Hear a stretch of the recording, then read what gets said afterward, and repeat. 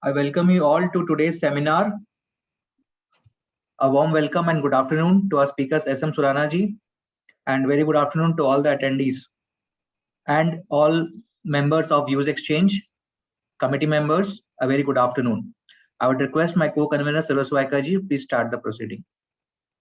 Thank you, Naveen. Good afternoon, everybody. Good afternoon, Surana ji. Good afternoon, all the members present here who are attending this session. Good afternoon, each and everybody. Today, we have among us Sri Sumermalji Surana, a very famous and eminent speaker on taxations.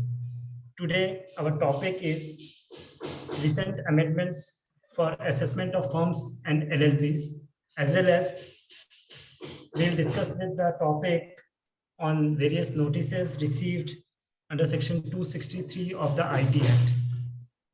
Sri Suranaji will take up the subject in details for us. With this, I request Girdhari ji Sharma to give a brief introduction and introduce Sumermalji Surana to all the members present here. Thank you, Sarojji. It is a proud privilege to introduce our Sumermalji Bhaiji before the gathering. Sri Sumermal Surana was enrolled as advocate in the year 1967. In profession, he is mainly practicing income tax appeal and tribunal cases, and in that connection, he has appeared almost all the benches of India. Many of his case argued are quoted for this reference. He was elected as president of the Income Tax Bar Association, Calcutta, in the year 2004-05, and again in the year 14 and 16, and also for 16 to 18. He is the senior advocate and vice president of Tax Advocates Association of Bengal. He has toured almost entire West Bengal and other parts of the country, delivering lectures on taxation matters, and he has given more than 700-800 lectures. He was the only advocate from outside West Bengal who was nominated chairman of the disciplinary committee of the Bar Council of West Bengal, constituted under the Advocate Act for the first time for the year 2008-10, and was renominated for the second term for the year 10-12, and again for the third term. He was felicitated by the Bar Council of West Bengal in the function organized by the Bar Council in Town Hall in the presence of Law Ministry, Mrs. Chandrima Bhattacharya, Chairman of the Law Bar Council of West Bengal and Advocate General of West Bengal. He is also the member of the Taxation Committee of Bharat Chamber of Commerce. He is motivator and guide and guru for all the young chartered accountants and advocates. He is our dear Surana Bhai Sahab. Thank you. Namaskar Surana ji. नमस्कार जी. प्रणाम थे तो आशीर्वाद बोलो. आशीर्वाद.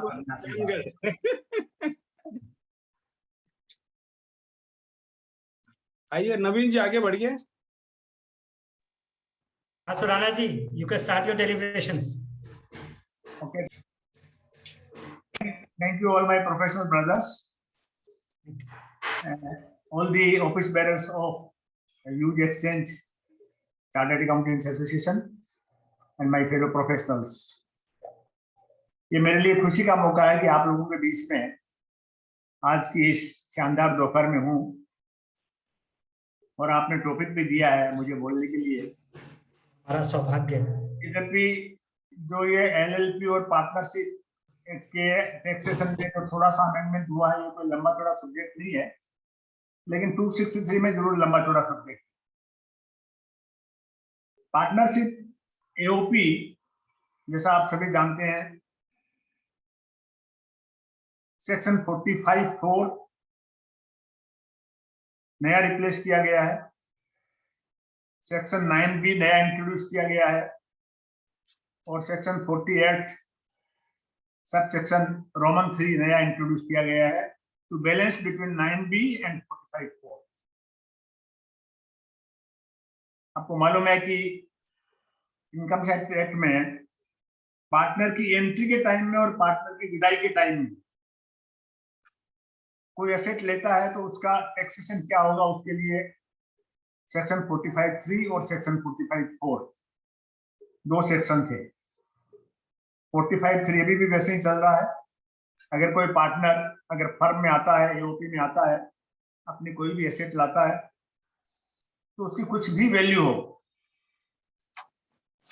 जो जिस book value में फर्म की बुक्स में वो एसेट जमा की जाएगी, उसका ट्रांसफर प्राइस वही माना जाएगा पार्टनर के एंड में कैपिटल गेन के लिए।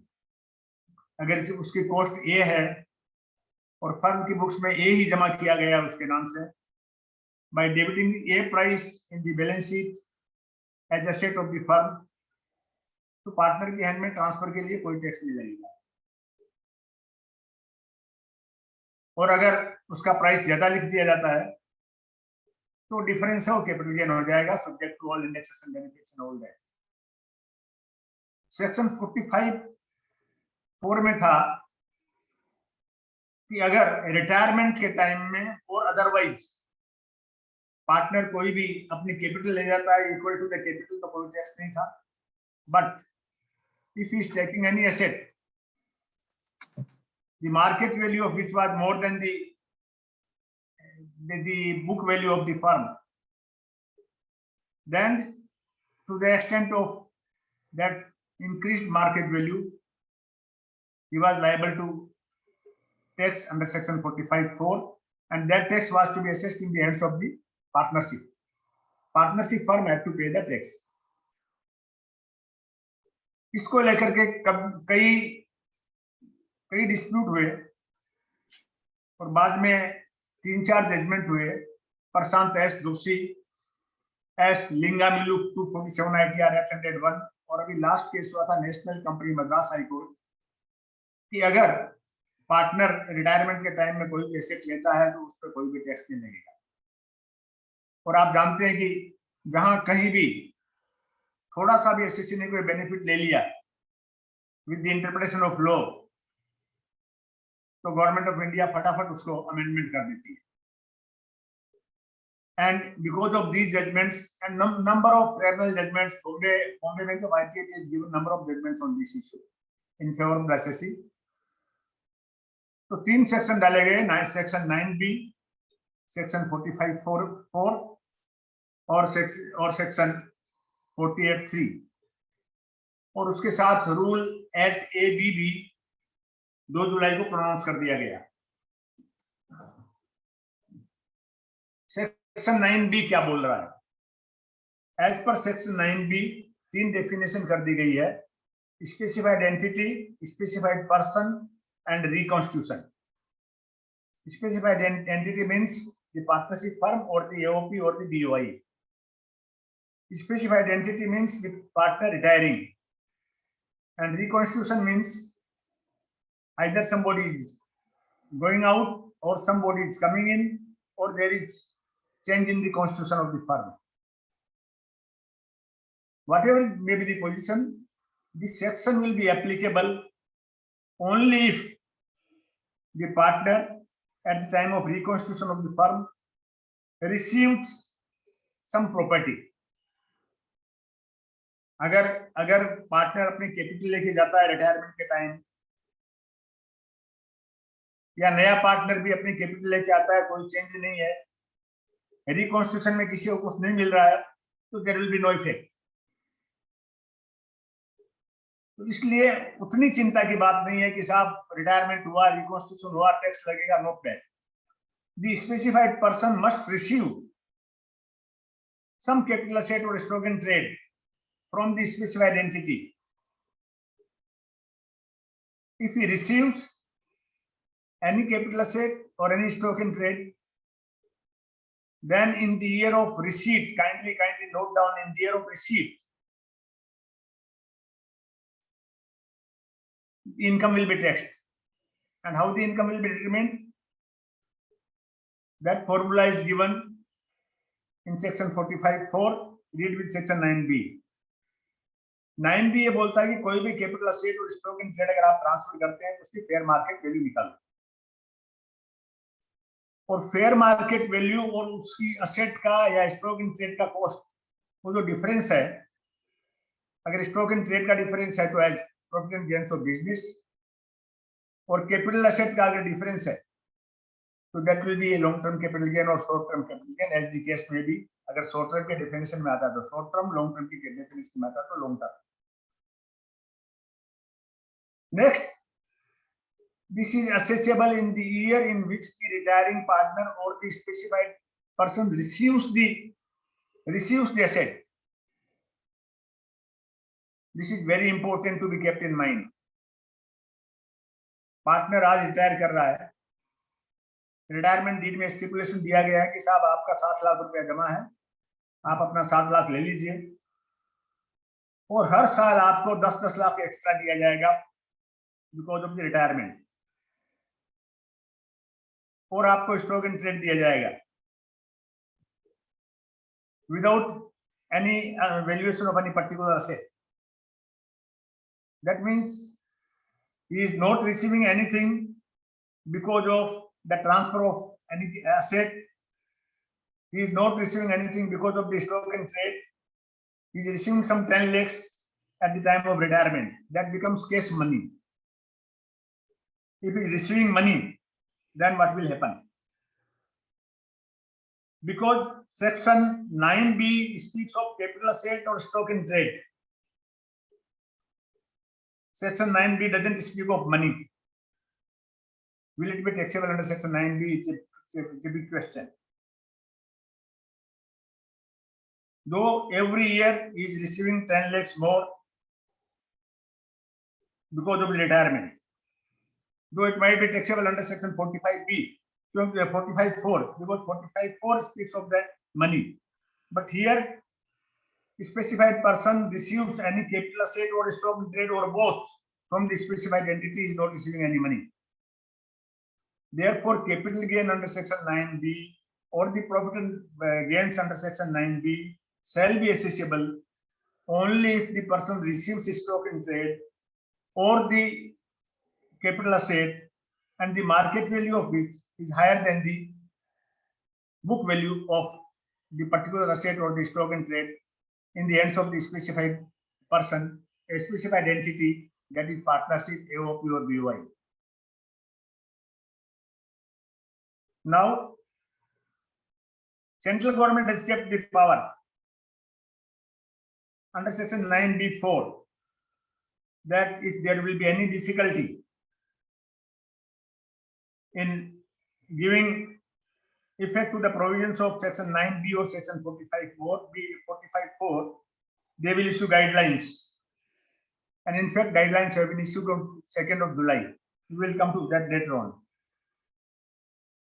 So 9B simply speaks of charging of capital gain if there is a receipt of capital asset or stock in trade at the time of retirement of the partner, reconstitution of the firm, or at the time of dissolution of the firm, if any partner receives capital asset or the stock in trade, that will be taxable. So far, so good. Because even in company's case, if the shareholder receives something more than what he is invested, then also the income is assessable. Now come to section 45(4). Amendment has been made in section 45(4). This is applicable only in the case of reconstitution, not in the case of dissolution. And the section says, when the specified person receives any money or capital asset or both from the specified entity, then that will be subject to the operation of section 45(4). And for that, a formula has been given in the section itself. The formula says that whatever your capital is there, आप उसको एक side में रखो, कितना आपको पैसा मिला है, कितनी कैपिटल असेट मिली है, उसका जो डिफरेंस है market value of capital asset, दोनों को जोड़ दीजिए, उसका डिफरेंस है, that will be taxable as capital gain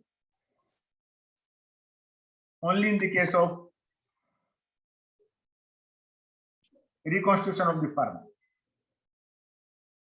And the definition of reconstitution, specified person, specified entity continues to be same as in section 9B. तो retirement के time में अगर हमको पार्टनर को कैश मिलता है साथ में एसेट मिलती है तो एसेट का रिवैल्यू होगा, रिवैल्यू होने के बाद में जो आएगा वो कैपिटल गेन में असेसमेंट होगा। फॉर दैट पर्पज हिसाब 45(4)(b) 45(4) में असेसमेंट होता है और वो 9(b) में असेसमेंट होता है, तो डबल टैक्सेशन तो नहीं है, because explanation 2 have been added with section 45(4). This way, for removal of doubts, it is clarified that when a capital asset is received by a specified person from a specified entity in connection with the reconstruction of such specified entity, the provisions of the subsection shall operate in addition to the provisions of section 9(b), and the taxation under the said provision thereof shall be worked out independently. That means वहां भी आपको tax लग रहा है और यहाँ 45(4) में भी स्पेसिफाइड एंटिटी को ही टैक्स देना है, तो दोनों को टैक्स लग रहा है। सो एक बार माइंड में स्ट्राइक करता है कि डबल टैक्सेशन क्यों हो रहा है।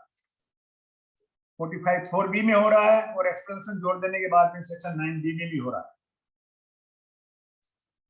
अब ये डबल टैक्सेशन नहीं हो, इसके लिए सेक्शन 48 सबसेक्शन रोमन 3 उसको जोड़ा गया है।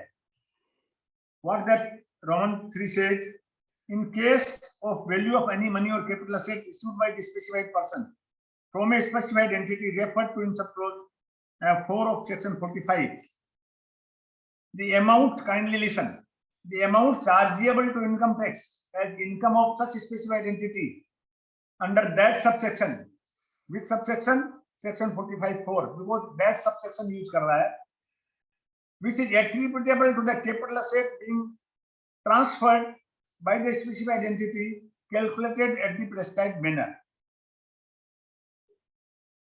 मतलब है कि ये आइटम आपका है, ये जो कैपिटल गेन चार्जेबल है वो आपकी कंसीडरेशन से रिड्यूस हो जाएगा। सेक्शन 48 स्टार्ट करता है कि आपका क्या क्या आइटम, क्या क्या चीजें रिड्यूस होगी from the full value of consideration. तो 48 सबसेक्शन 3 बोल रहा है कि आपकी फुल वैल्यू ऑफ कंसीडरेशन है, उसमें जो 45(4) में आपका कैपिटल गेन टैक्सेबल हो गया है उसको रिड्यूस कर दिया जाएगा। The balance will be your full value of consideration and thereafter your cost of acquisition will determine, cost of acquisition plus index cost, the difference will be taxed. So what that shows is कि 45(4) में हो गया आपका assessment तो वो 9(b) से निकल जाएगा। लेकिन यहाँ एक केस पॉइंट ये किया है, calculated in the prescribed manner. Now you know prescribed money as per rules, as per income tax section 2. Prescribed means prescribed by the rules. अब यहाँ आप देखिए, मैं दोबारा रीड कर रहा हूं, specified entity under that subsection which is attributable to the capital asset being transferred. Kindly note, capital asset being transferred. तो इसका मतलब है कि something which is attributable to the capital asset which is being transferred. अब rule ये लाए हैं, rule क्या है आप देखिए,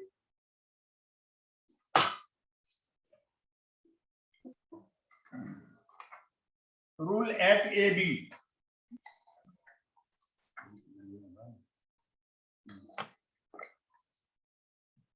For the purpose of subclause 3 of section 48, where the amount is chargeable to income tax as income of specified entity in section 4 of section 45, the specified entity shall attribute such amount to the capital asset remaining with the specified entity in the manner provided in this rule.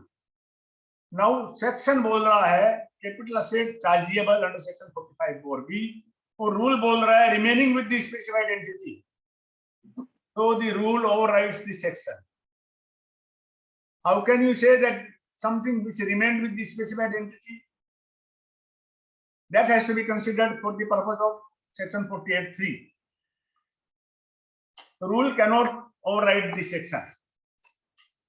That is decided long back with the history of the jurisprudence and income tax में central Asia का एक judgement हुआ था 32 ITR page 44. That rule cannot override the section. Now section बोल रहा है something which is attributable to the capital asset transferred, and what is being assessed there is the difference between the asset value of the asset which is being transferred and the capital balance of the assessee. So how can you change that rule and से के साथ जो remaining asset है उसमें चला जाएगा.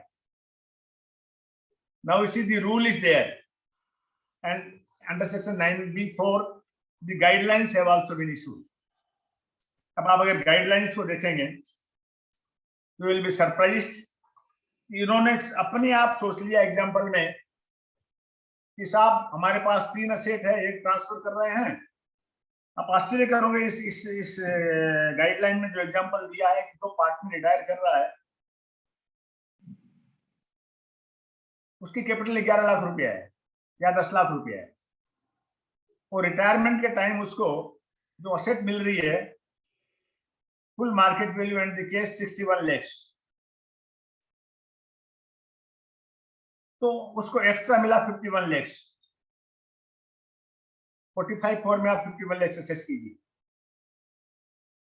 अब ये एज्यूम कर रहे हैं कि साहब आपका मार्केट वैल्यू असेट का है 40 लाख से बड़ा है, जो असेट आप ले जा रहे हैं आपकी दूसरी एसेट का भी रिवैल्यू किया गया है, तो 40 लाख रुपया आपकी दूसरी एसेट के साथ एट्रीब्यूट कर देंगे, उसके साथ जोड़ेंगे, ताकि आप उस असेट को बाद में बेचें तो आपकी कॉस्ट में जुड़ जाए. कहने का मतलब अभी मैं 40 लाख पर टैक्स दे दूं, नॉशनल वैल्यू मेरी एसेट के बढ़ा दो आप, और वो मेरी एसेट बिकेगी कि नहीं बिकेगी पता नहीं है, नॉशनल वैल्यू पर आप टैक्स दे दो. This is not the intention. This is not the intention of section 48(3). तो आप एक एग्जांपल लीजिए कि मैंने किसी पारदर्शी फर्म से रिटायरमेंट लिया, मेरी वहां कैपिटल 20 लाख रुपया है, फर्म में बहुत सारी एसेट है, उसमें एक प्रॉपर्टी है उसका वैल्यू 18 लाख रुपया है, उसकी मार्केट वैल्यू 60 लाख रुपया है. I am not doing anything with the, I am not handling with the accounts of the firm. वहां कुछ नहीं कर रहा हूं मैं. मेरा एग्रीमेंट हुआ है कि साहब आपको 18 लाख वाली एसेट दी जाएगी, 2 लाख रुपए ले जाइए. मैंने 18 लाख की एसेट फर्म ने मेरे नाम से डेबिट कर दी, मैं 18 लाख की एसेट लेकर निकल गया, 2 लाख रुपया कैश ले गया, मेरी कैपिटल अकाउंट बराबर हो गई. But 45(4) will come into operation because the market value of that asset comes to be say 70 lakhs. 18 lakh की 52 lakhs मेरे को ज्यादा मिल रहा है, तो 52 lakhs पर मैं कैपिटल गेन टैक्स फर्म को लग जाएगा, स्पेसिफाइड एंटिटी को लग जाएगा, because they are giving me asset worth ₹70 lakhs in exchange of 18 lakhs. Firm की अकाउंट्स में कोई चेंज नहीं हो रहा है, कहीं कोई एंट्री पास नहीं हो रही है. सो फार सो गुड. 45(4) में 18 लाख इज गया, 70 लाख 52 लाख पर टैक्स लग गया. Now they will say come to section 9B. Alright, come to section 9B. 9B says it is a deemed transfer. Deemed transfer का मतलब है by operation of law. And you all are aware that deeming provision जो भी जहां भी है, deeming provision has to be strictly construed. Because by way of deeming provision you are making something taxable. ठीक है. Now what we will do is we will determine the fair market value of this asset which is 70 lakhs. मेरा 18 लाख है, 18 लाख की अगर मान लीजिए उसका cost index बढ़ा देते हैं तो मैं लेट इट बी दैट ये 45 lakhs आ गया. कॉस्ट इंडेक्स 45 lakhs मेरे को 70 लाख में दिया रहे, तो 25 lakh will be the capital gain which will be taxable under 9B. Should I pay out tax on that? According to me, no. Because here section 48(3) will come into picture. Whatever capital gain, whatever gain is assessable under section 45(4), which is attributable to the asset transferred. Now जो मैं वो दे रहा हूँ 52 lakhs tax 45(4) में, वो किसको attributable है? That is attributable to the asset transferred. That is attributable to the asset I am taking. So there I am paying tax of 52 lakhs. The specified entity itself is paying tax on 52 lakhs under section 45(4), and यहाँ मेरे को tax देना है 25 लाख पे, क्योंकि capital gain determination हुआ 25 lakh. It is a transfer under section 9B. I am coming a little further. It is a transfer under section 9B to the retiring partner for 70 lakhs. The index value of which is 45 lakhs, 25 lakh gain हुआ, 52 लाख 45 में निकल गया, तो मेरे 27 lakh loss हो गए. What will happen to that? According to me, because of the operations of section 48, subsection 3, any amount which has been taxed under section 45(4) will be reduced from the consideration. When it is being reduced from the consideration, the balance amount remains to be the amount of 25 lakhs, and then 52 lakhs I have paid the tax, so there is a loss. और 9B में fortunately ऐसा कोई provision नहीं है कि minus will be ignored. 45(4) में there is a provision that if on calculation capital और आपका जो असेट ले जा रहा है उसका अगर माइनस हो जाता है तो it will be considered at 0. 9B में there is no such provision. So if there is no such provision, if there is a transfer of capital asset and consideration received is to be reduced by the amount which is charged under section 45(4)(b, and along with that cost of index cost is being reduced, then what I am getting? I am losing 27 lakhs, and according to me, this 27 lakhs is to be carried forward. अगर ये 27 lakhs carried forward होता है और अगर मेरे को बाद में अगर asset सेल भी करनी है remaining asset, if I am getting any capital gain on that, that amount is bound to be set off. एक सिचुएशन तो ये हुई. दूसरी सिचुएशन एग्जांपल वाली है कि साहब आपका ये जो 48(3) है उसका जो भी इफेक्ट है वो आपकी रिमेनिंग एसेट में दिया जाएगा. In my opinion, to that extent, whatever the circular and guideline has been given is ultra vires to the section. And I have prepared a note. I am writing a note through the chamber also that whatever you note you have given, the actual position is so and so. So your guidelines should be reconsidered. So friends, that is so far as this deemed legal fiction is concerned. With regard to the specified person, specified entity, capital gain determination under 9B and capital gain determination under 45(4) and the application of section 48(3).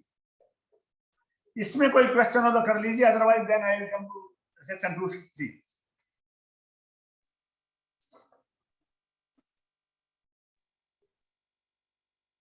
एक question chat box में आया हुआ था, मैं वो एक बार read कर देता हूँ. राज जालान जी का था. Section 45(4) has been implemented retrospectively with effect from AY 21-22. Now a firm was reconstituted around May 2020 and retiring partner was paid in cash much more than his capital balance. The partners have paid advance tax already in June, September, December as per understanding of the erstwhile law. While the firm again have to pay the tax as per new provisions and partners can claim refund. Or is there a way out since the amount involved is quite high? देखिए ऐसा है कि section 45(4) में whether under the earlier provision or under the new provision, the liability is on the partnership firm itself. The liability is not of the partners. So whether you apply the new provision or the old provision, the liability will be of the partnership firm. And since the section has come into being from 1/4/2021, it will be applicable to assessment year 21-22. Right, sir. Sir अभी और questions chat box पे तो नहीं आए हैं. Should I request the audience, अगर इनको कोई क्वेश्चन हो तो पूछ लें. Yes, you can. Yeah. If anybody has any question in the audience, they can kindly raise hand. I'll unmute them. They can ask question.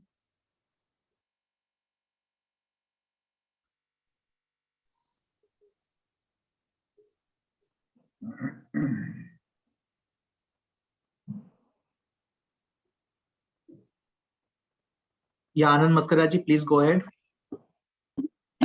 Hello, Yeah, please, Anand ji. am I audible? Yes, you are audible. Please ask your question. अच्छा sir, यदि मेरे capital balance में 10 लाख रुपया है और मैं 10 ही लाख रुपया refund ले लेता हूँ, हाँ. मैं और कुछ नहीं ले रहा हूँ, हाँ. इन दैट केस 45(4) अट्रैक्ट होगा या 9B अट्रैक्ट होगा? ऐसे है कि फर्स्ट कंडीशन है कि 9B में कि you must get some capital asset और स्टॉक इन ट्रेड. आप अपना 10 लाख रुपया ले रहे हैं, you are not getting any capital asset और स्टॉक इन ट्रेड. 45(4) बोल रहा है कि आपका जितना कैपिटल है उतना अगर आप लेते हैं तो 45(4) भी नहीं आएगा पिक्चर में. कहीं नहीं आएगा ना? नहीं. तो उसमें जैसे रिकंस्टिट्यूशन में मान लीजिए कि एक पार्टनर 10 लाख ला रहा है, दूसरा पार्टनर 10 लाख से आउट हो रहा है, तो परसेंटेज ऑफ प्रॉफिटेबिलिटी भी चेंज हो रही है। उस हाँ। केस में यदि कोई कैपिटल एसेट है उसमें, तो हाँ जी। ये 48(3) या 45(4) या 9(b) का कोई इम्प्लीकेशन तो नहीं आएगा ना? फर्स्ट कंडीशन ये है कि retiring partner must receive some capital asset over the stock in trade. तो वो नहीं ले रहा है कुछ भी। अंडर सेक्शन 9B 44 में है he must receive some money or capital asset the market value of which is more than his capital। तो दोनों ही कंडीशन में आप तो जगह ले नहीं रहे हैं, दोनों ही कंडीशन में आपको कुछ नहीं मिल रहा है। हाँ। और न इनकमिंग पार्टनर को कुछ मिल रहा है, he is also not taking anything, so it will not be applicable। तो डिपार्टमेंट ये नहीं बोलेगा ना कि कैपिटल एसेट आपने नहीं लिया, परंतु इसमें जो आप आउट हो रहे हैं तो अपनी कैपिटल एसेट की राइट रिक्लेयरिंग कुछ कर रहे हैं आप इसमें, तो आपको इस पे क्यों नहीं टैक्स देना चाहिए? तो देखिए, जब तक फर्म चालू है, जो भी कैपिटल एसेट फर्म में, it is asset of the firm, because some partner is being introduced and he will be getting interest in the partnership assets, उसमें 9B और 45(4) का कोई रोल नहीं है। ठीक है सर, थैंक यू। सर, ये पार्टनर को जो एसेट मिली वो बाद में बेचता है बाजार में, तो उसको भी टैक्स का कैलकुलेशन कैसे होगा जो फर्म से मिली है उसको? देखिए 9B में मैंने आपको एक बात बताई थी, transfer of asset, so the partner is getting this property on transfer of the asset। when he is getting on transfer of the asset, that means the full value, full market value is the consideration paid, so naturally the cost in the hands of the retiring partner will be the full market value which has been taken and determined under section 9B। उसको index cost मिलेगा बाद में? हाँ, बाद में index, अगर आपका long term capital index को शुरू से मिलेगा ना, जब वो ट्रांसफर हो उसके बाद से मिलेगा? नहीं, जिस दिन ट्रांसफर हो रहा है, because transfer under section 9B will be only in the property. अब मान लीजिए रिटायर हो रहा है 31 मार्च 2021 को, तो 21-22 में टैक्स नहीं लगेगा। अगर ट्रांसफर डीड फर्म 23 में जाके एग्जीक्यूट करती है उसके फेवर में, अकाउंट सेटल हो गए, तो 2023 में जाके असेसमेंट होगा उसका, because the word is received the property. Thank you sir. that way you can postpone also। तो इसमें सर टैक्स प्लानिंग क्या करनी चाहिए, रिटायरमेंट हो तो वो थोड़ा बताइए। रिटायरमेंट टैक्स प्लानिंग तो depends on the facts of each case. You cannot माने आप ऐसे नहीं ले सकते कि ब्लू प्रिंट ले लिया कि इसमें क्या करना चाहिए। It all depends on the facts of each case. हो सकता है कि रिटायरिंग पार्टनर को सब्सिडेंट में कोई इनकम ही नहीं हो सकता है, तो रिटायरिंग पार्टनर बोलेगा साहब 50 लाख रुपया मेरे को हर साल 10 लाख रुपया दे दीजिए आप, तो वो फर्म 10 लाख रुपया हर साल दे देगी, 5 साल तक 10 लाख का इनकम चलेगी, उसमें टैक्स लग जाएगा। It all depends on the facts of each case, because then you are lowering the tax rate। एक साथ में 50 लाख लूंगा, कितनी टैक्स रेट होगी? 2 करोड़ लूंगा एक साथ में, कितनी टैक्स होगी? उसको डिवाइड करूंगा 10 साल 5 साल में, उसका इंटरेस्ट कंपोनेंट साथ में जोड़ के बोल दूंगा भाई इतना इतना पेमेंट करना है आपको। और एलएलपी में भी लागू होगा ना? है जी, एलएलपी पार्टनरशिप हम दोनों में लागू हो रही है। In the definition of the firm in income tax, LLP has been included। Thank you sir. So should I proceed on 263? Yes, हाँ yes. सर। फ्रेंड्स, आप जानते हैं 263 एक ऐसा टूल है डिपार्टमेंट के पास कि जितने 140 नोटिस आते हैं ना, आजकल उतने ही करीब करीब 263 के नोटिस आ रहे हैं। And one has to be very careful while handling 263 notices। देखिए, आपको मालूम है कि डिपार्टमेंट के पास असेसमेंट हो जाने के बाद में कोई भी टूल नहीं है कि उस कोई ऑर्डर के अगेंस्ट में, आईटीओ के ऑर्डर में डिपार्टमेंट अपील करे। से हो सकता है कि आईटीओ ने ऑर्डर असिस्ट के फेवर में किया हो या अगेंस्ट में किया हो। अगर अगेंस्ट में किया है तो सेक्शन 264 है, कमिश्नर के पास पावर है, आप उसको पिटीशन कर दीजिए कि साहब ये हमको रिलीफ मिलनी चाहिए, this not a fair assessment, he will do it और he is rather entitled to look into it. 264 में कमिश्नर को वो भी पावर है कि himself suo motu can call for the records, but 264 में he cannot pass any order prejudicial to you, he can only give the relief, and for that purpose the time limit is 1 year from the date of the order if it is suo motu, and 1 year from the date of receipt or communication of the order by the SSC, that petition can be filed. But that 264 is not for the department अगर department के against में कोई भी order हुआ है, इसलिए 263 has been introduced long back, that if any order is prejudicial and erroneous, then the commissioner may call for, examine the records and pass such orders as he may think fit in the circumstances of the case.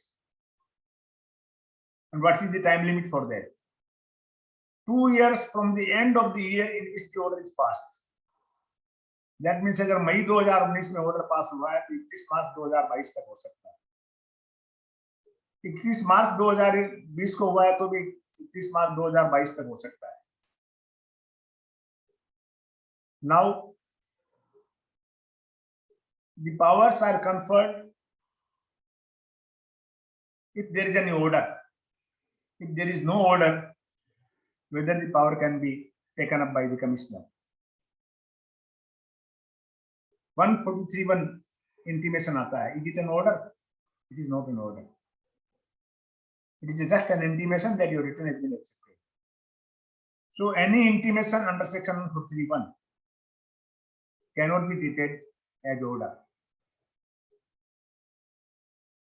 लेकिन 143(1) के against में आप 264 में जा सकते हैं, because 264 specific बना दिया गया है कि 143(1) के अगेंस्ट में भी आप जा सकते हैं. Now what the commissioner will do, he will call for and examine the records,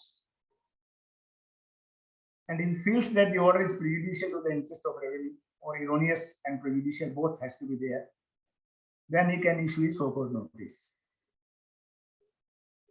हम बहुत जगह देखते हैं कि show cause notice, मेरे पास ऐसे 2 केस आए थे जिसमें show cause notice was signed by the income tax officer technical on behalf of the commissioner, और उस नोटिस में लिखा हुआ था कि proposal has been received from the assessing officer that the order is prejudicial to the interest of and erroneous to the interest of revenue. Therefore, you are requested to appear before the learned principal commissioner of income tax, West Bengal, so and so and so and so date. My contention before the tribunal was, साहब पहली बात तो है कि commissioner ने records खोल नहीं किए, खुद ने इन्हें एग्जामिन नहीं किया रिकॉर्ड्स, और दूसरी बात ये कि ये टेक्निकल आईटीओ को पावरफुल है कि वो उसके बेसिस पे नोटिस दे देगा. That should have been done by the principal commissioner himself. He should have examined the records and should have issued the notice himself. After analyzing the section itself and number of other judgments, the Honorable Tribunal decided in my favor that the notice has to be issued by the commissioner after examining the records and satisfying himself that the order is erroneous and prejudicial to the interest of revenue. I can quote those judgments. One is Deenabandhu Sadhu Khan, ITA number 1970, Calcutta of 2019, decided on 23rd August 2019. The other is Sinotia Metal, decided on 16th January 2019, ITA number 889, Calcutta of 2017. ये दोनों judgement बाद में कई जगह follow भी किए गए. Next question है, आप ये देखिए कि the notice must have been issued by the commissioner having jurisdiction. ऐसा कई बार देखने में आया, और पर्टिकुलरली जो 263 आपके जो 2013 में जो कमिश्नर लोग किए थे 263 के ये लोगों ने, उसमें बहुत सारे केसेज में ऐसा हुआ था कि 2012 में सर्च हो गया, या 263 ऑर्डर से 4 महीने पहले 6 महीने पहले एंटी ऑपरेटर यहाँ सर्च हुआ,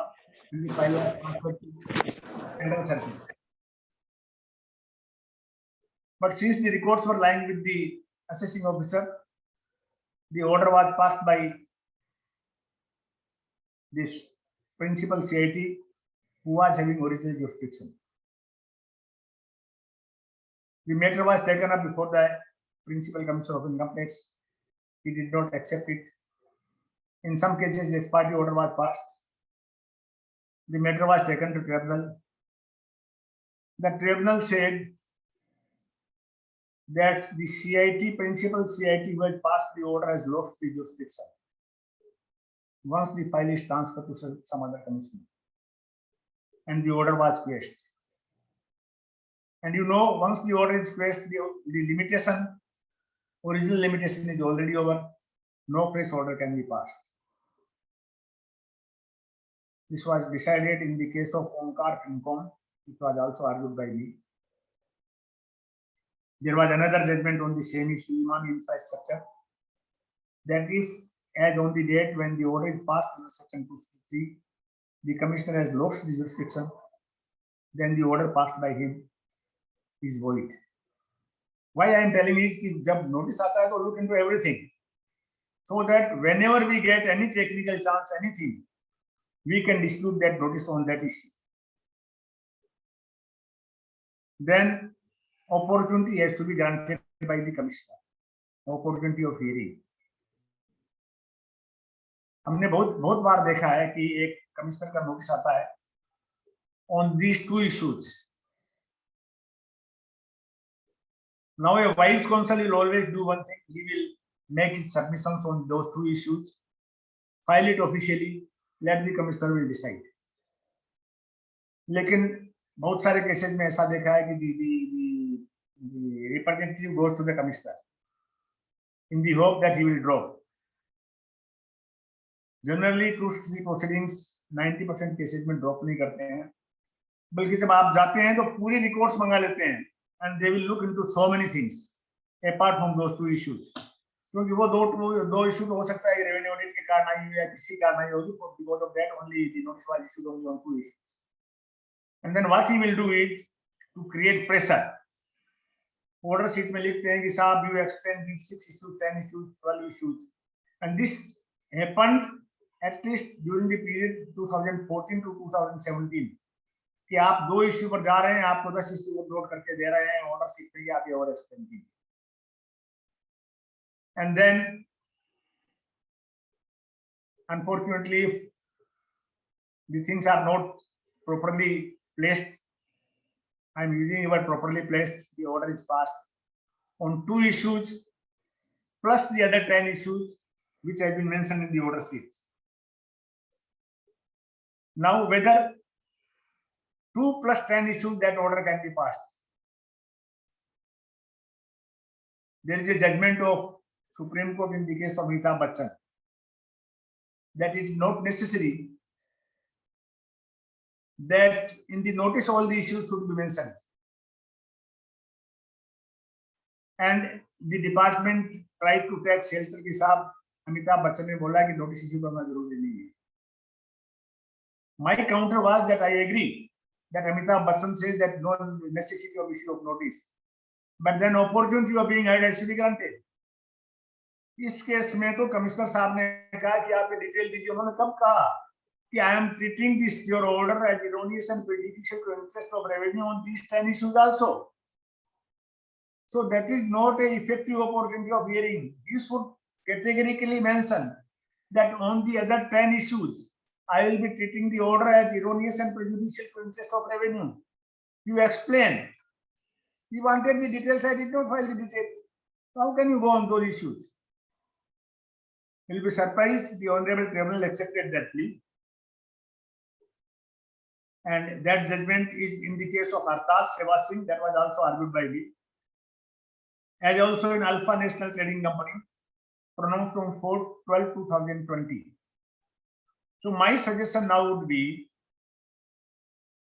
that if there is any notice under Section 263, deal with the notice. Whatever you want to state about the issues taken in the notice, but file the written submissions before the net PCIT. Let him decide the issue.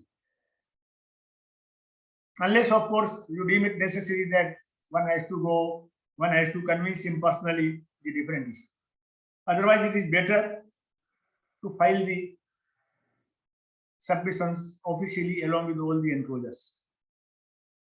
Next thing to be seen is that the notice is not barred by limitation. Now, how we can say notice is barred by limitation? Simple terms में तो ये हो गया कि साहब 31 मार्च 2020 को notice assessment हुआ है, 31 मार्च 2022 के बाद नोटिस देगा तो टाइमर हो जाएगा. But there is another situation also. Suppose कीजिए आपका ओरिजिनल ऑर्डर हुआ है 143 में 2014 में, और ऐसे बहुत सारे केस आ रहे हैं. फिर 2016 में रीओपन हुआ, 2018 में आकर के 147 असेसमेंट हुआ, और 147 on a particular issue. Now the commissioner is issuing a notice on the issues which were the subject matter of the original assessment completed in 2014. Whether the limitation will be enhanced because of the reopening of the case. The department's version is that once the case is reopened under section 147, the entire issue is opened before the assessing officer. And therefore, even if the issue was not connected with 147 proceedings, the commissioner has got all the powers to take up the proceedings under section 263. But friends, it is not so. There is judgment of the Supreme Court in the case of Alexander Finance 293 ITR page 1 कि जो issue subject matter of subsequent assessment नहीं है, limitation cannot be counted from that order. If the things were subject matter of the earlier assessment, you cannot count limitation from that assessment. Therefore, that has to be seen कि जो issue raise किया गया है, whether that issue was the subject matter of original assessment or the subsequent assessment. Next thing which is very important, सब cases में जैसे long term capital gain के cases हैं, कोई इंफॉर्मेशन आई है उसके केसेज हैं, 147 होते हैं. असेसमेंट रीओपन हुआ,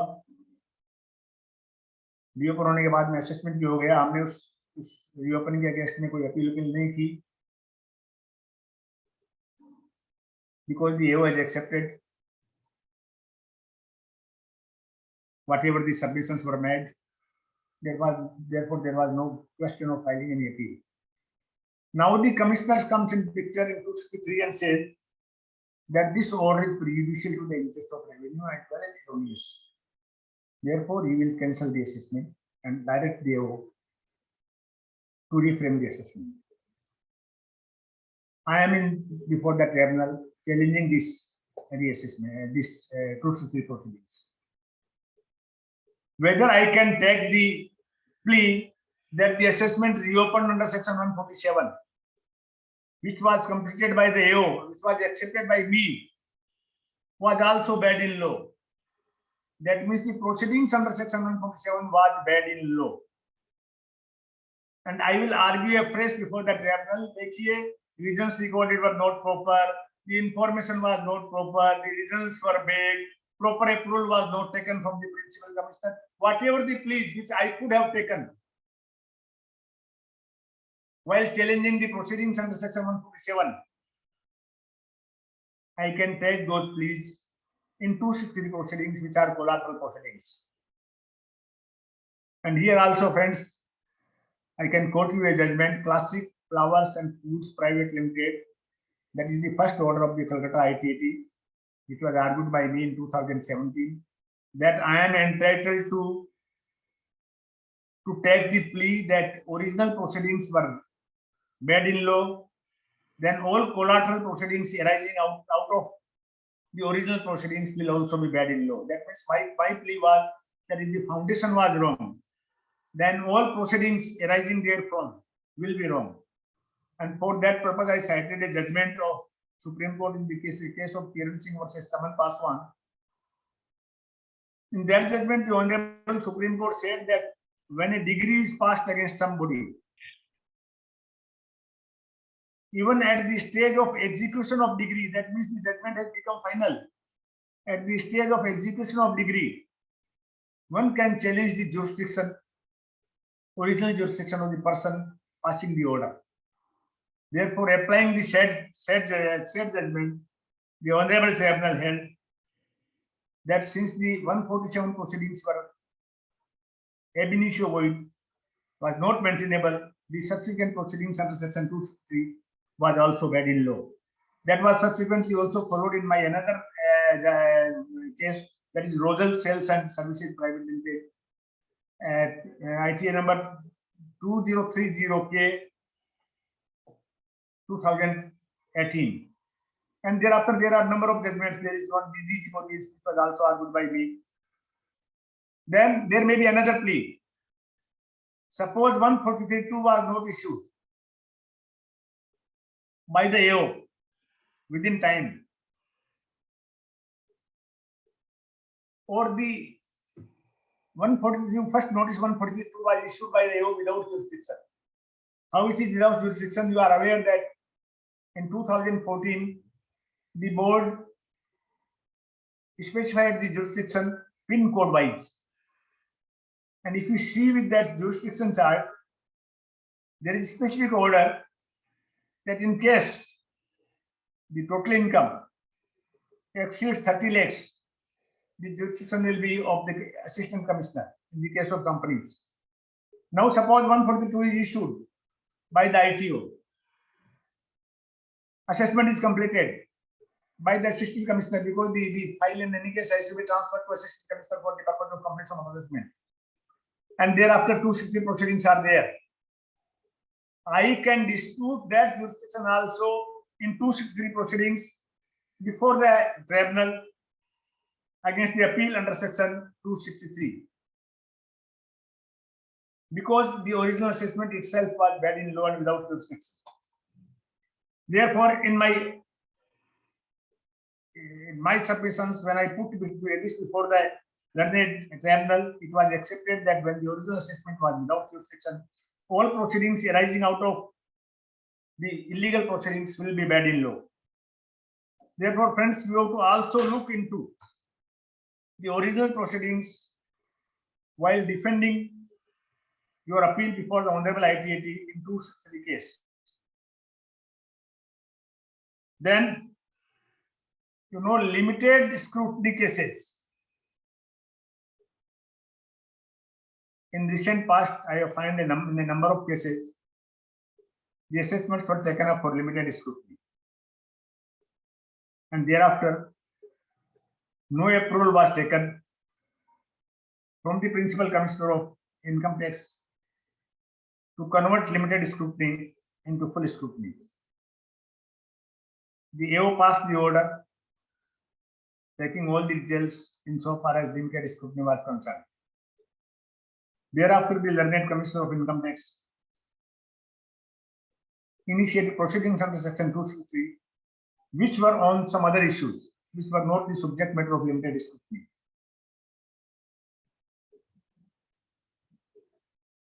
And set aside the order. The matter was taken up before the Honorable ITAT. That when the AO himself, by virtue of the CBDT circular, himself was not entitled to look into any other thing, then the commissioner cannot derive any power to proceed with 263. The department's plea was that the ITO was duty bound to take approval from the commissioner to convert the case into full scrutiny, which he has not done. And therefore, the order is erroneous and prejudicial to interests of revenue. Friends, there are number of judgments of different tribunals that if it is a limited scrutiny case and the ITO has not taken approval of the commissioner for full scrutiny, then in that case, proceedings under section 263 cannot be initiated on any other issue. It was not the subject matter of limited scrutiny. I can quote you Calcutta ITAT in the case of Dussehri Group Limited, which was decided on 27 January 2021, and Bombay Tribunal in the case of Sonali Hemant Bhavsar in ITA number 742 AM 2019, dated 17/5/2019. Not only that, I will give you citation of a judgment of Calcutta High Court, which will be binding on the authorities of West Bengal, that not only the limited scrutiny, if there is a circular of the board to complete the assessment in a particular manner, and if the assessment is not completed in that particular manner, then the order will be bad in law, and on that order, 260 proceedings will not lie. That is Amal Kumar Ghosh versus Assistant Commissioner of Income Tax, ITN number 21 of 2011, decided on 21st July 2014. Now I'll tell you one thing. If you have seen the circular of taking up the case in scrutiny this year, I don't exactly remember, but somebody was telling me today that in the circular, the CBDT says that the notice for scrutiny shall be issued by the assessing officer. I don't know whether that is there in the circular or not. But if that is the circular, then it goes beyond the dictates of section 144B, because in that section, the law mandates that the notice can be issued by the assessing officer or by the prescribed income tax authority, that is the National Faceless Assessment Center. But if the circular says for scrutiny assessment that it has to be issued by the assessing officer, then any notice issued by the NFAC will be bad in law in view of the Amal Kumar Ghosh's judgment of the Calcutta High Court. So we have to be very careful to see that the circular of the board, if not followed by the department, then on that ground the assessment cannot be said to be erroneous and prejudicial to the interest of revenue.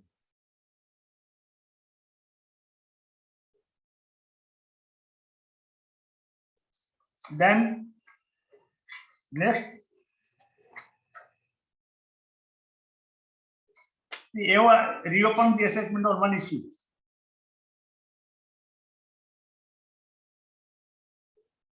And on that issue, it makes the addition or it doesn't make the addition.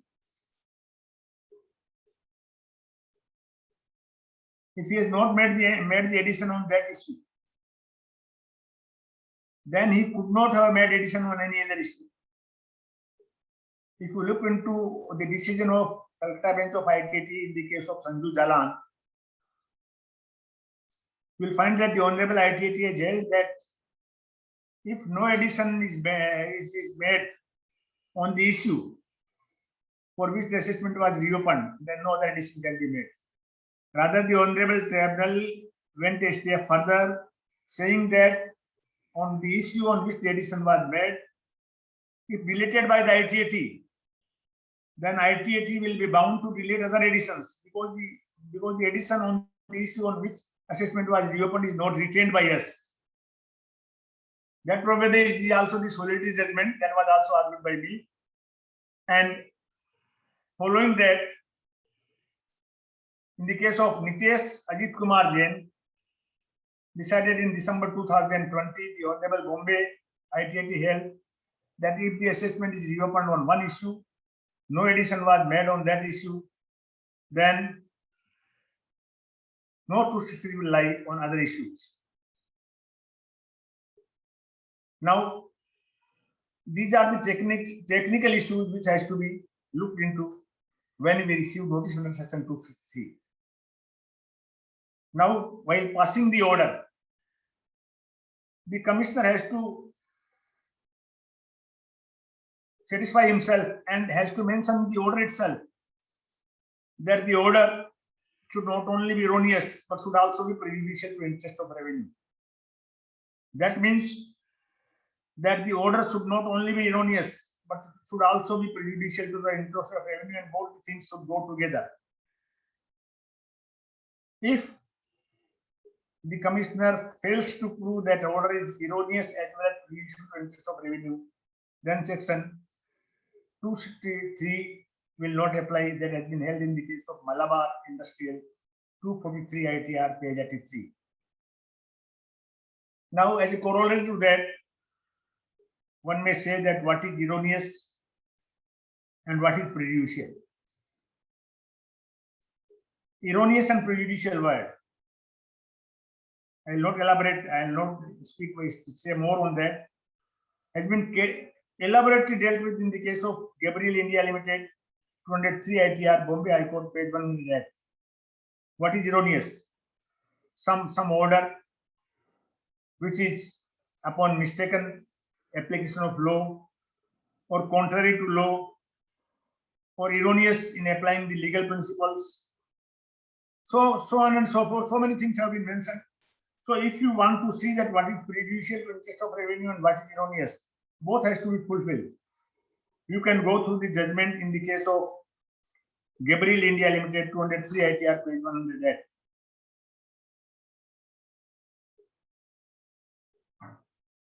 Now the next is that if there are debatable issues, 263 will not lie.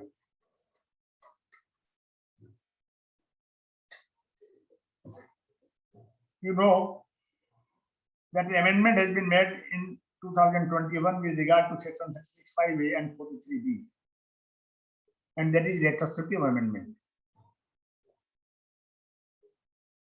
And an order can be treated as erroneous because of the retrospective amendment that has been held by the Honorable Allahabad High Court in full bench decision in the case of Vincent Engineering. Now, the department may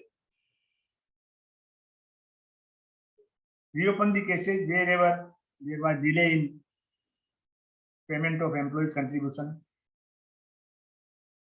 since the amendment is a retrospective amendment. Friends, a judgment has been given by the Honorable Hyderabad Bench of ITAT, which is reported in 128 taxbank.com 192 in the case of Jeter Hydraulics Private Limited, wherein this amendment has been considered. 36(5)(a), read with section 43B. And it has been held that this amendment will apply only prospectively. That is from assessment year 2021-22. Why I am saying is that if 263 proceedings comes, then certainly there is difference of opinion, because one tribunal has already held that this is not retrospective. If there is difference of opinion, then 263 will not lie, and we can save ourselves in cases where 263 is made applicable, 36(5)(a) and 43B. And most of the commissioners' appeals has also given judgments wherever we have disputed this application of 36(5)(a) and 43B in early years. We are now receiving the orders where the commissioners are telling that this section is amended retrospectively, and therefore this allowance has to be made, and the orders of the AO are confirmed. But now this judgment which I have quoted to you now will be helpful to us in getting the relief. Now next issue which we have to take is that whether there was lack of inquiry or inadequate inquiry.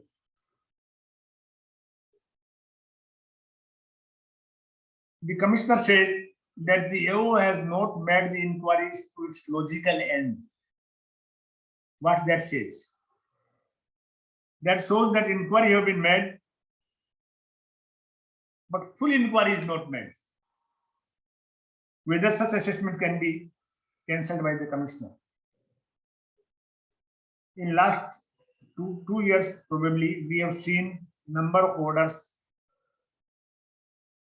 concerning long-term capital gain, where notice under section 142 was issued. Thereafter 142(1) was issued. We were called upon to file all the details, contract notes, bank statements, demat accounts, and all those were filed. And thereafter the assessing officer completed the assessment. In some cases, the assessing officer also issued notice under section 131 to the brokers. Now those assessments were cancelled by the Joint Commissioner on the ground that the CBDT has issued a circular, and by virtue of that circular, this capital loss or capital gain or the normal loss should not have been allowed. DO has not made inquiries or not made any investigation, and therefore the assessment is set aside with the direction to make fresh assessment in accordance with law. When these issues came up for consideration before the Honorable Tribunal in a number of cases, I will quote a few cases which were argued by me. One is Hill Queen Investment Private Limited, decided on 21st April 2021. So now you can have the access to all the ITAT sites with reference to date of the pronouncement. You can also look into those judgments. Hill Queen Investment was loss in shares in penny stock. This is also reported in 127 taxman.com 682. It was held that the AO has made the inquiries. He has called for the details. Therefore, there was no inadequate inquiry. You cannot say that there is lack of inquiry. The AO has made the inquiry, applied his mind, and thereafter has accepted. Therefore, for the purpose of defending the case before the tribunal in all 263 cases, we have to be sure that notice under section 142(1) is issued by the assessing officer or any letter is issued by the assessing officer, wherein he has called for the details and we have filed the details as called for. In a number of cases, what has happened that the details were personally filed before the assessing officer in personal hearing. In that case, it is advisable to take certified copy of all the details filed along with the order sheet. If the order sheet and the certified copy of the details filed are placed before the tribunal,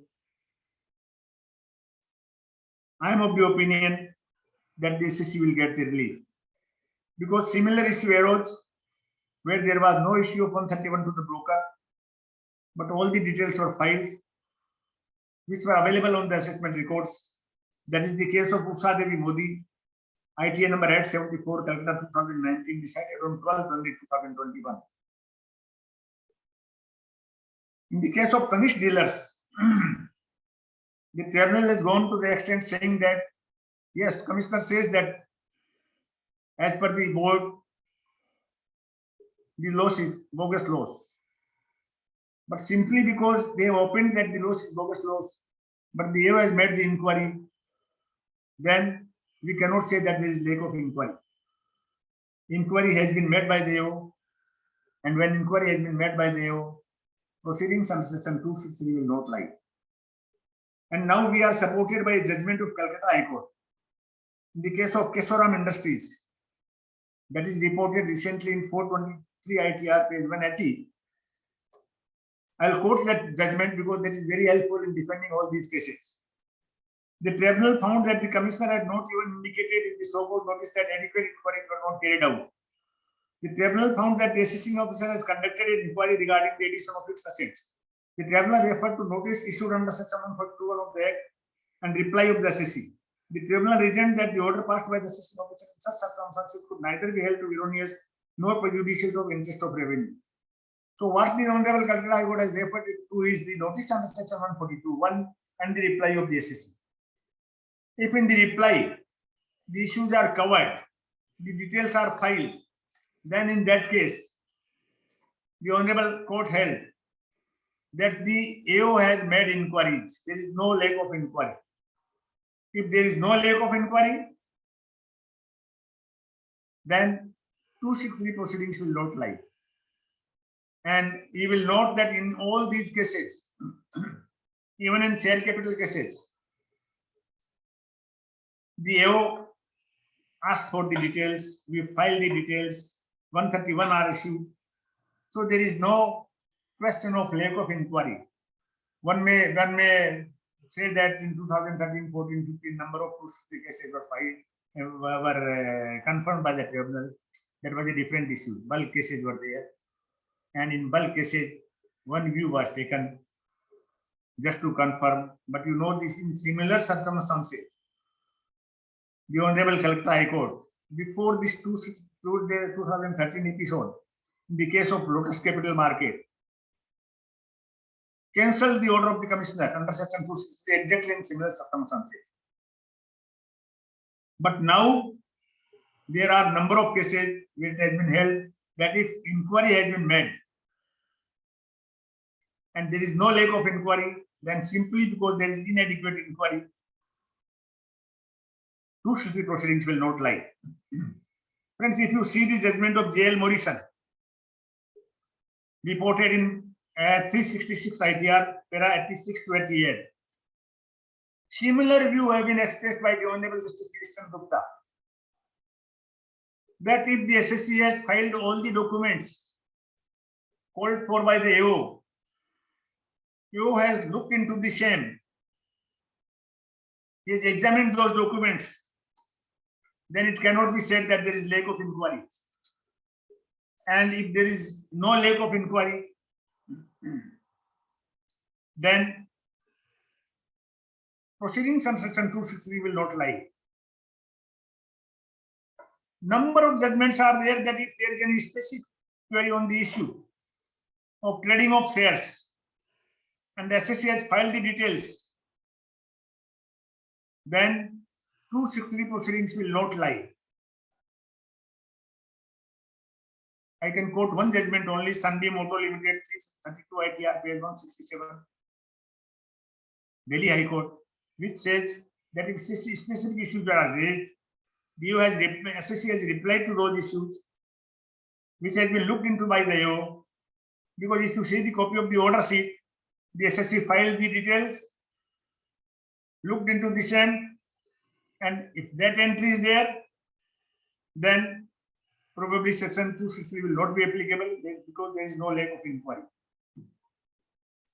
There is another situation. The assessment was taken up on an issue. Thereafter, on that issue, 154 order was also passed.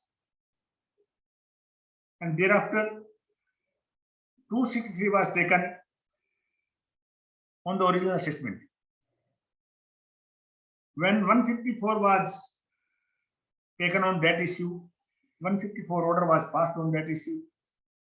Whether 263 can be taken, can be applied to the original order, the Honorable Calcutta High Court said no.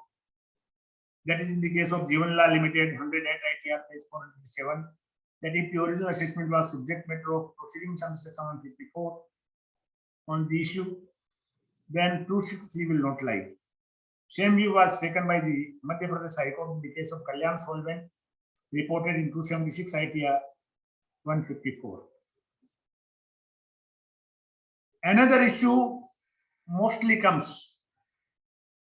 The issue is that we have, the AO has called for all the details. We have filed all such details. Assessment order is only 2-line, 1-line order. Written file, notice 143 issue, SSC appeared, details filed, assessed as per return. If there is no discussion in the assessment order, whether proceedings under section 263 will lie. The ITAT Calcutta in the case of Setia Finance and Trading Company, which was also fortunately argued by me, there was no whisper in the assessment order, it was a 2-line assessment order. But the order sheet did show that there were 5-6 hearings, all the details were filed. The Honorable ITAT held that the AO has called for the details. The SSC has filed the details. It is not necessary for the AO to state the things which he has decided in favor of the SSC. If he has decided something against the SSC, then he has to give the reasons for that. But if he has taken decision in favor of the SSC, it is not necessary that the reasons should be mentioned in the order itself.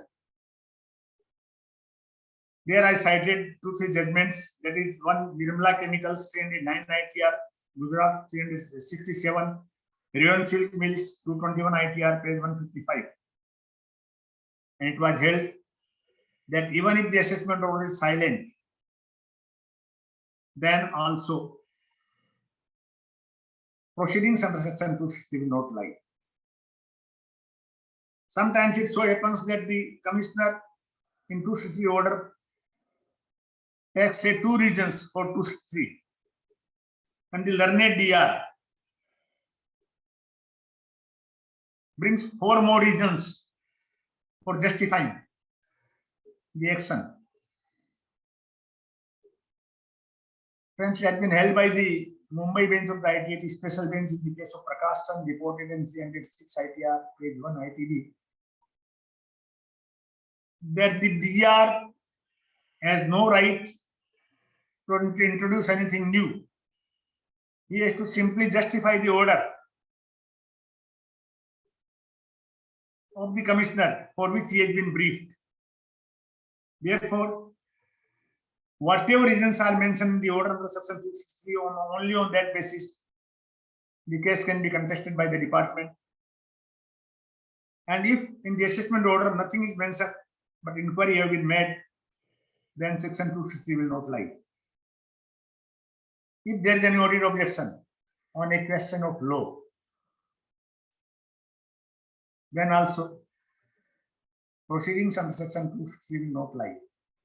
If there is any mistake of facts which is brought to the notice of the authorities, if they examine those facts and really see that there is some mistake of facts, after examining that mistake of facts, 260 can be taken. But so far as the question of law is concerned, no 260 on the basis of the commissioners and on the basis of the audit objection.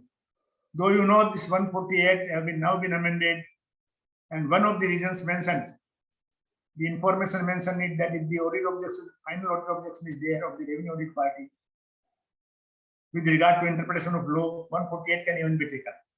Though earlier, neither 148 nor 260 can be taken on the question of law. Now, all these issues, we have to make proper submissions before the CAT. Explanation has to be elaborate on all these issues. If the learned commissioner fails to consider your explanation and passes the order ex parte, then also the order is bad in law because he has not considered your explanation. Suppose the commissioner raises some question and you have factually explained, and the commissioner directs the AO to examine those issues factually and then decide the case. Bench has been held in the case of DG Housing Products that if the SHC has made the submissions, it is the duty of the commissioner to examine those submissions. He cannot leave it to the AO that you examine it. He himself has to give a finding that the order was prejudicial and erroneous, and these were the reasons for that. If he has not given those reasons, then the order will be bad in law. That has been decided in the case of Associated Food 280 ITR. Now we have faced in Calcutta this 263 second round assessment was completed. Mainly it was for share capital issues. In some cases, the assessing officer accepted the share capital and 263 proceedings were taken by the commissioner and fresh order was passed. In some cases, though addition was made, yet the commissioner, for the reasons best known to him, set aside that order under section 263 and directed the AO to make full inquiry and thereafter pass the order. In both these 260 cases, in quite good number of cases, the assessing officer accepted, in the case of second round of the assessment, the submissions and the evidences of the SSC and accepted the share capital. Now those cases came up for consideration for the learned principal commissioner, and in all those cases, 263 proceedings were applied. The assessments were cancelled. We were there in appeal before the Honorable Tribunal that when the AO has made the inquiry as directed by the principal commissioner in the first round, then the succeeding commissioner cannot, for any other reason, set aside the order under section 253. The Honorable ITAT considered the issue, and here again I can tell you the first case was my case in the case of Omkar Infracom, decided on 19th March 2020, where the Honorable Tribunal held that in the second round, the assessing officer has carried out the directions of the principal commissioner. When those directions were carried out, then the succeeding commissioner cannot cancel the assessment order on some other grounds or on the same grounds because the original directions have been followed. I also found one judgment of Delhi High Court in the case of K.I. Ahuja, decided on 19 December 2000, which I also placed before the Honorable Tribunal, that if the assessing officer is passing an order in pursuance of the earlier order of 263, then the order of the ITO, which is passed in the second round, is not the order of the ITO. It is to be treated as order of the principal commissioner in the first round because the AO has followed that order and he has passed the order accordingly. And a second succeeding commissioner cannot set aside that order of his own predecessor. So in my opinion, in the cases where second round 263 has been done, there are fair chances, very, very fair chances to get relief from the ITAT. In most of the cases, you will find that now the department is taking plea that explanation 2 has been added with section 263, which uses the word opinion. That means if in the opinion of the Commissioner of Income Tax, the assessment is erroneous and prejudicial to interest of revenue, then proceedings under section 263 can be taken.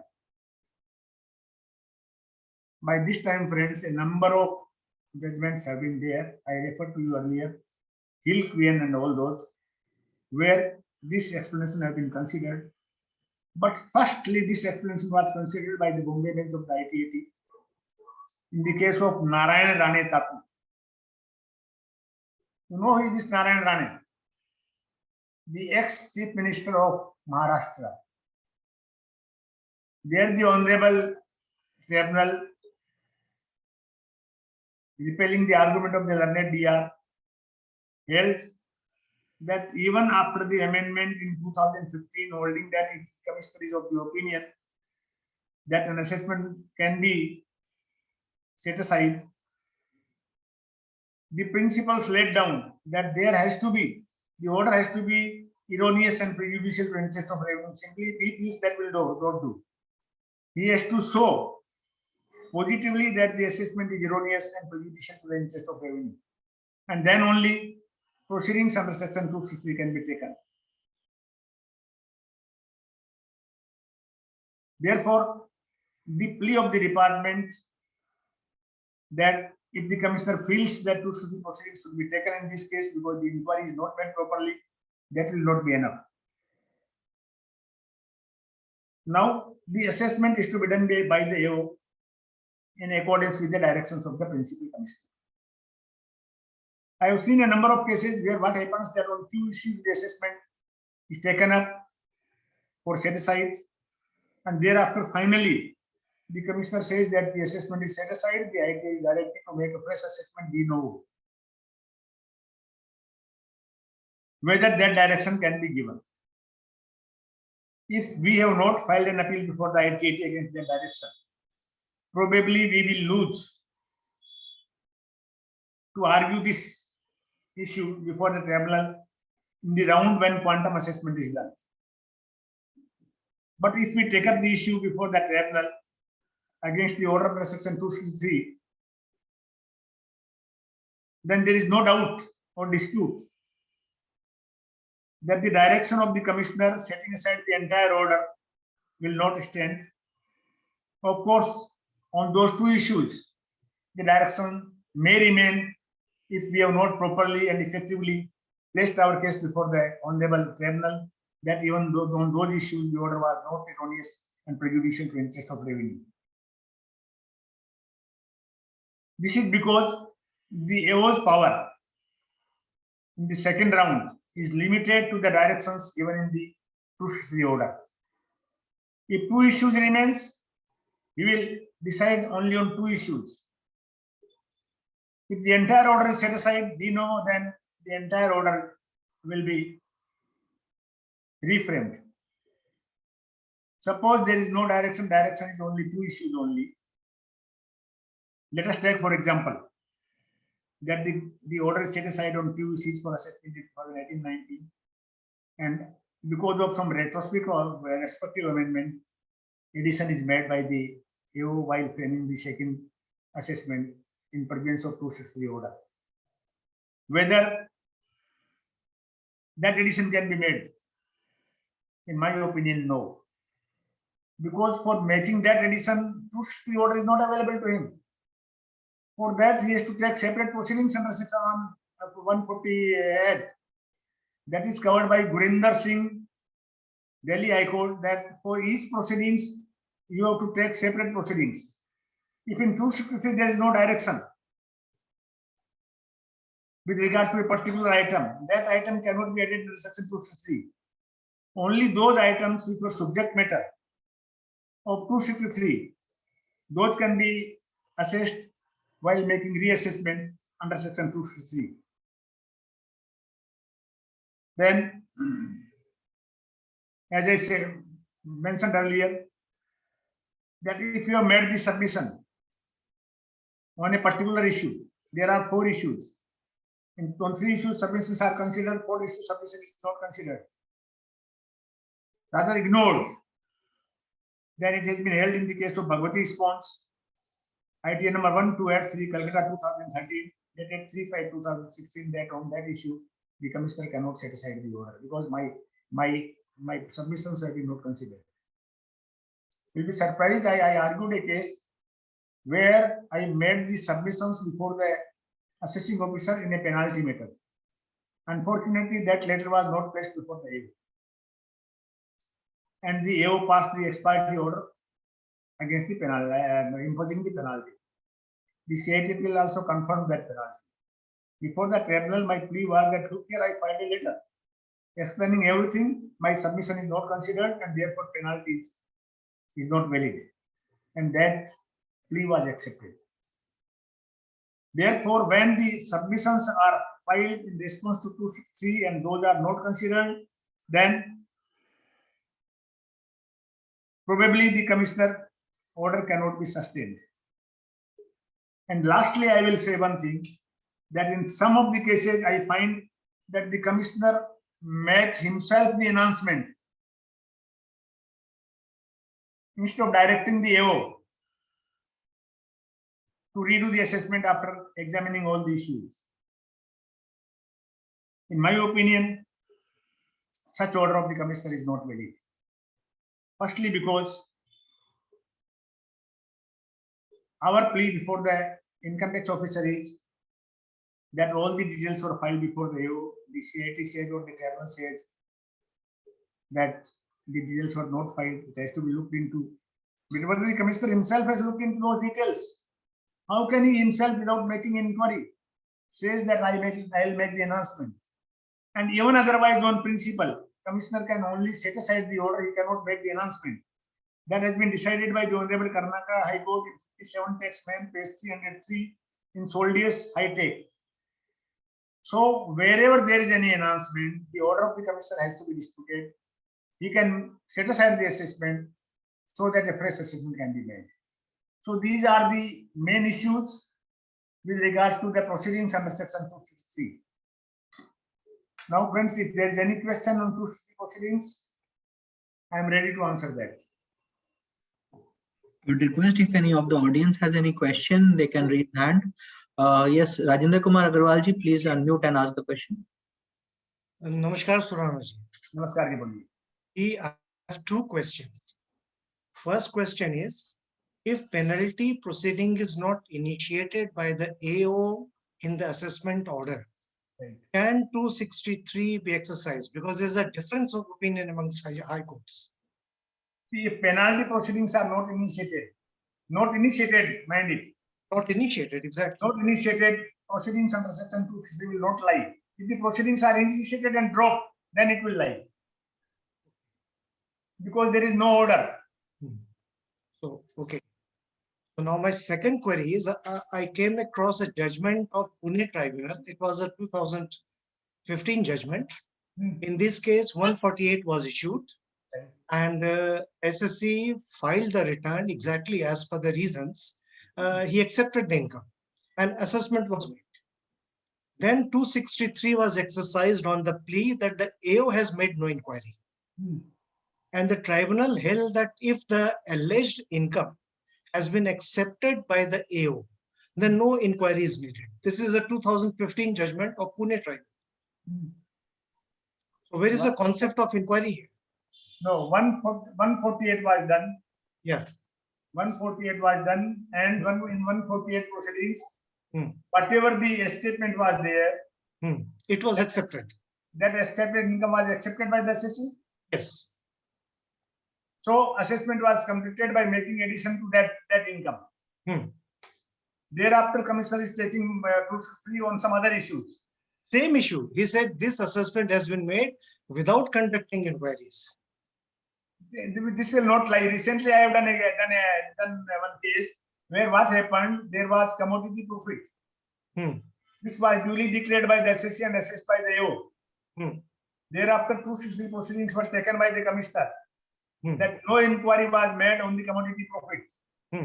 My plea before the tribunal was that the order is not prejudicial to interest of revenue. See, erroneous and prejudicial both has to be there. What is required is that this income has to be added. Once this income is added in my income, where is the prejudice? Maybe erroneous. He might not have made the inquiry. But the income is already added and it is taxed. So there is no prejudice. If there is no prejudice, then 260 will not lie. So in your case, 260 will never lie. Thank you, Surana. If you require that judgment, I can send you. You can send me. Yeah, please. I'll send you. Send your WhatsApp number. I will send you that judgment. Thank you, sir. And Surana ji, when I send you the WhatsApp, please send me that Gurinder Singh citation also. Delhi High Court you mentioned. Okay. I'll give Thank that. you. Thank you, sir. Anyone else who wants to ask any question, please can raise their hand.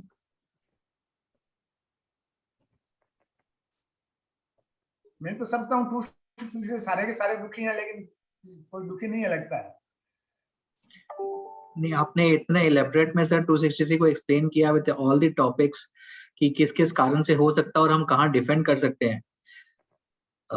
मेरे हिसाब से जो सबसे बड़ी important चीज है कि जब भी हम लोग फाइल करते हैं 263, we don't go back to the all the original records जो आपने बताया अभी कि ओरिजिनल रिकॉर्ड्स को अगर आप चेक करोगे और उसमें कोई डिफॉल्ट है तो आपका 263 स्टैंड ही नहीं करेगा.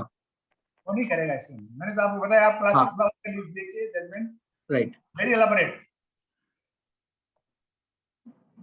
तो वो वाला पार्ट मैक्सिमम जन अवॉइड कर जाते हैं, वो देखते नहीं है.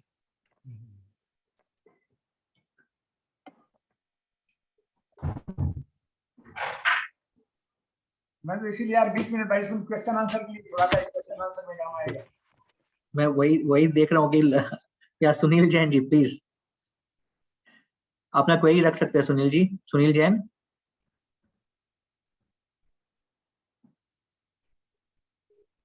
सुनील जी अनम्यूट कीजिए अपने आप को, अनम्यूट करके पूछिए. नमस्कार सुराना जी. हाँ जी नमस्कार. अच्छा, यदि अपने कभी भी 263 की नोटिस आती है, we have to object it, तो can we object it directly to the commissioner और we have to go to the appeal? No, whenever the notice comes from any authority, we have to object to that authority alone. अगर वो आपका accept नहीं करता है, then we have to go to tribunal. Then we have to go to the tribunal. But take all the pleas before the original person, except of course with regard to jurisdiction. अगर commissioner का अपना jurisdiction नहीं है और notice issue करता है ना, तो कुछ मत कीजिए, घर में बैठे रहे, नहीं तो ओरिजिनल कमिश्नर जिसका jurisdiction उसके पास भेज देगा. Thank you, sir. सर एक रिक्वेस्ट आई है, जो भी जजमेंट्स आपने बोले हैं, अगर वो आप मेरे को शेयर कर पाओगे तो मैं सबको शेयर कर दूंगा. मैं भेज दूंगा आपको, कोई प्रॉब्लम. वो जितने भी अटेंडीज हैं आज के, मैं सबको फॉरवर्ड कर दूंगा. वो मैं आपको फॉरवर्ड कर दूंगा.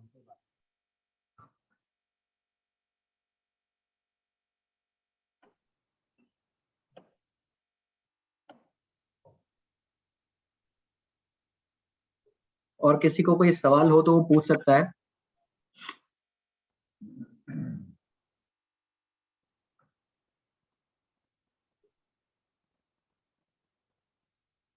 क्या बात है, बोलिए. बोलिए. आरसी जवर. हाँ जी, बोलिए जवर जी. हमें पूछ रहा था 263 का केस नहीं, 148 का केस है. अपने 148 में कैपिटल गेन को आप लोगों ने ऑलरेडी डिस्क्लोजर स्कीम में डिस्क्लोज कर दिया. स्कीम के अंदर जो टैक्स और टैक्स दे दिया. अब उसका 148 हुआ है, तो रिटर्न जब फाइल करने जाएंगे तो उस गेन को जो पहले आप लोगों ने एग्जम्पशन बोल के दिखाया था ओरिजिनल रिटर्न में, अब जो रिवाइज 148 के अंदर जो रिटर्न फाइल करेंगे उसको कैसे दिखाना है? आप 148 में दिखा रहे हैं, उसमें आप उसको टैक्सेबल दिखाएंगे, क्योंकि आपने ऑलरेडी टैक्स वीवीएस में दे दिया है. टैक्सेबल करके दिखाएंगे क्या? हाँ जी, आप टैक्सेबल दिखाएंगे along with letter to the principal commissioner की प्रोसीडिंग ड्रॉप की जाए, क्योंकि ऑलरेडी इसका टैक्स दे दिया गया है. Okay. Because once VVS is there, तो 148 कैसे हुआ? अगर आपके पहले जोड़ा हुआ था क्या? आपने टैक्स कैसे दिया? ओरिजिनल तो उसने जोड़ के कर दिया था, फिर उसकी अपील फाइल की भी थी.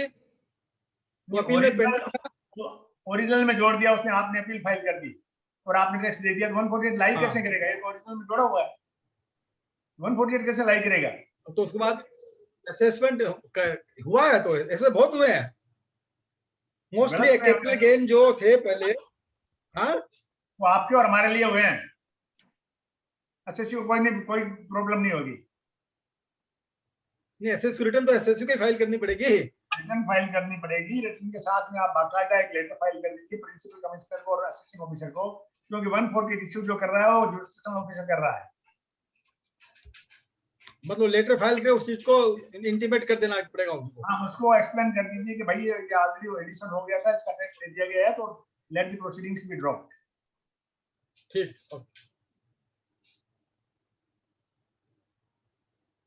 वो उनके नोटिस आने के बाद में दें या अभी दे दें? सर वो रिटर्न फाइल अभी 148 आ गया, उसकी 148 तो आ गया है ना, अभी भेज दीजिए. क्यों वेट करते हैं? आप प्रिंसिपल कमिश्नर को भेजिए लेटर, अभी देखो तो आईटी. अच्छा, ठीक. तो सर रिटर्न फाइल नहीं करे फिर उस केस में? नहीं, रिटर्न फाइल नहीं करने से तो आप प्रोसीडिंग में पार्टनर में नहीं बनेंगे. तो रिटर्न फाइल कर दें और साथ में लेटर बना दें. हाँ जी.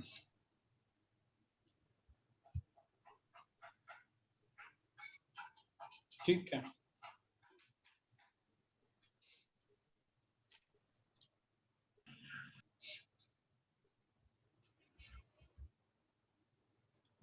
और कोई क्वेश्चन है क्या नवीन? चैट बॉक्स में तो कोई क्वेश्चन नहीं है. हाँ, तो कंक्लूड कर लो फिर. लेकर आया था, कहाँ गया? सर सरोज जी आप हैं? हाँ है. क्या नाम? Now I would request Sarojji Swaikar to kindly conclude and offer vote of thanks to Surana ji. Thank you Naveen. आज सुराना जी ने जिस तरह से एक्सप्लेन किया है with different citations of different courts judgments, तो क्वेश्चन आंसर्स भी बहुत कम अराइज हुए, क्योंकि आई थिंक जितने भी ऑडियंस मेंबर्स थे सभी को क्लैरिटी फुल फ्लेजेड आ गई है. इसके अलावा भी सुराना जी ने एश्योरेंस दिया कि जितने भी आज जजमेंट उन्होंने साइट किया है उसकी सारी अपने को मेल पे मिल जाएंगी सब attendees को, which will again be very helpful for us to use it in our future. So now I thank Surana ji on behalf of Music Action Studies Circle, all the members and all the attendees from my bottom of my heart.